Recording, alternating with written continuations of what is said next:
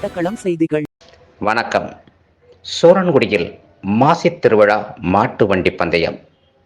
தூத்துக்குடி மாவட்டம் விளாத்திக்குளம் வட்டம் வேம்பார் அருகில் உள்ள சோரன்குடி அருள்மிகு ஸ்ரீ முனியசுவாமி ஸ்ரீ பெத்தனாட்சி அம்மன் திருக்கோயில் மாசித் திருவிழாவை முன்னிட்டு திருக்குறிப்பு தொண்டநாயனார் சமுதாய மக்கள் சார்பில் நடத்தப்படும் 46வது ஆண்டு மாபெரும் மாட்டு வண்டி எல்கை பந்தயம் நடந்தது. பந்தயத்தில் பல்வேறு மாவட்டங்களிலிருந்து மாட்டு வண்டிகள் கலந்து கொண்டன.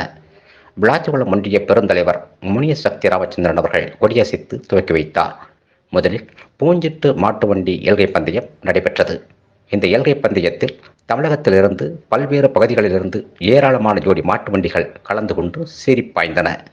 இதில் வெற்றி பெற்ற சாரதிகளுக்கும் மாட்டு வண்டி உரிமையாளர்களுக்கும் பரிசுகள் வழங்கப்பட்டது.